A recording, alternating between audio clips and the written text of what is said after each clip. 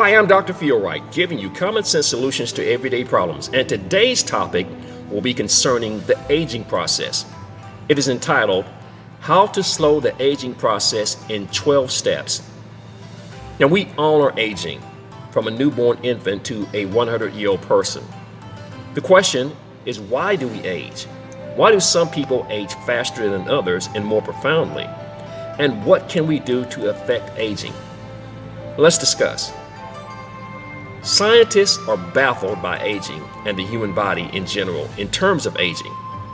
They argue that the human body should last 200 years and that people should routinely live to 120 years or longer, yet that has not been the case. There are a myriad of studies concerning aging, yet we can get clues from people who have lived past 100 years, as well as the Okinawans, who, with over 2% of their population being over 100 at the present, as to how such longevity may be possible. From my personal studies of both entities, I've concluded that there are several common denominators that could be beneficial to us, even if we're much younger. These 12 steps are in no particular order of importance. The first one is a diet of low carbohydrate vegetables and fish.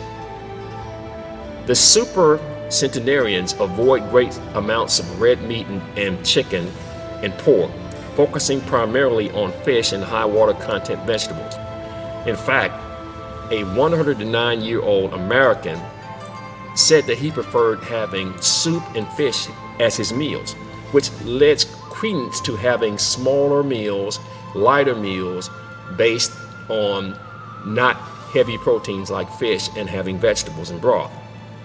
Number 2, proper rest and relaxation. The people that live to be 100 years or more tend to get 7 to 9 hours of sleep daily, though not always at once, but it could be cumulatively, sometimes taking a nap when they need it. Number 3, maintaining flexibility. A key marker of aging is the ability to touch your toes. If you cannot touch your toes, you're in a serious metabolic problematic state. But if you can put your palms flat on the ground, scientists say that your body, in terms of flexibility and your viability, is the same as a 25-year-old. There's currently a 107-year-old active physician who is flexible, can walk, and has great posture, and he is still actively practicing as a doctor. Avoid smoking. Smoking ages you in many ways, including oxidation, heart disease, cancer, and lung disease. Number 5, stay at an optimal weight. Predictably, there are no obese supercentenarians. Excess weight taxes the organs and has severe metabolic implications. Number 6, no fast food. Eat real food. Fast food is empty calories and is simply a bunch of fat, carbohydrate, and sugar together, and it's not a recipe for anti-aging. You want to ask yourself this question if you're faced with a fast food meal. Is this meal going to hurt me or is it going to help me? And I think that will help your decision-making process. Number 7, eat and drink high antioxidant foods. Science has proven that the foods with the greatest amount of antioxidants and people that have the most antioxidants in their bloodstream have the greatest markers of health and fewer maladies.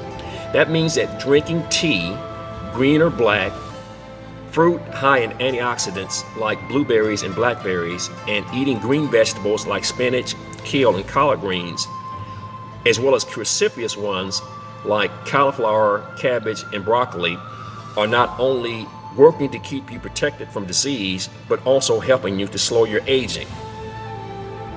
Number 8, avoid anger and stress. Both are taxing to the adrenal system and the cardiovascular system. Anger is the most detrimental of emotions, and it is one which is the most useless. Try making a concerted effort to avoid anger situations and tell yourself, I just will not get angry. Your heart will thank you for that. Number 9, laugh and love. Find joy and humor in life. Be altruistic and love your fellow man, spouse, child, or your pet. A bonus tip in this scenario: a pet can be soothing and lower your blood pressure at the same time. Number 10, have a purpose or find a purpose. Volunteer, start a foundation, plant a garden, rebuild a car, anything that gives you purpose and meaning. What that is up to you. Exercise. Exercise may be the key to anti-aging, because scientists say conclusively that exercise is the closest thing to a fountain of youth that they've discovered. Virtually everyone can walk, and retaining muscle strength is the key to retaining independence. The super centenarians who are walking without resistance or assistance and are not in wheelchairs are the ones that we can use as a barometer. They exercise, maintain functional muscular strength, and are independent. Number 12, think yourself younger. Scientists have found an interesting paradox. Those people who think themselves younger than their years have vastly fewer age-related maladies than those who think themselves older than their years. The people who think that their problems are a consequence of aging also have more of those issues than those who choose not to believe that. So it proves the biblical adage, "What a man thinketh in his heart, so is he." And from a literal translation, it is that you tend to believe what you think about yourself, and it manifests in your body. Before I became Dr. FeeRight, years ago I was a financial consultant, and I met a woman who was 29 years old, and she was only a few years older than me, but yet she acted as though, and she moved as though she was 50 or 60 years old.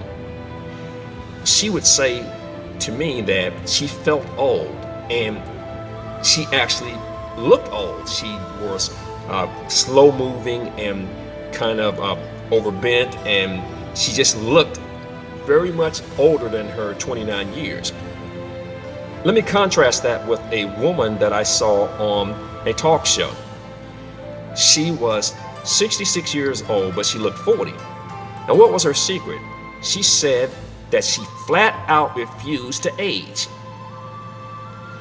How you think can impact many things, your health as well as how you age. Now here's an example of how you could look at yourself. Think about the automobile. There are some cars which are still on the road decades after their construction, and some of them have 800 to over 1 million miles on their odometer. Yet there are newer vehicles that did not last for 60,000 miles. Now one might say that the ones which lasted greater did so because they were built better or they were more expensive, equating to humans to many talking about the so-called good genes that some people have that live to 100. But in reality, it is more of a function of how each was taken care of. In the case of the million-mile car, the oil was kept clean with oil changes, or the blood of the car, which is people refer to oil as being. The wheels were in good shape. That could equate to flexibility, and the engine was kept well, and it was exercised by highway driving, which would equate to the heart. And it was given quality fuel, or that could equate to good gas instead of cheap gas.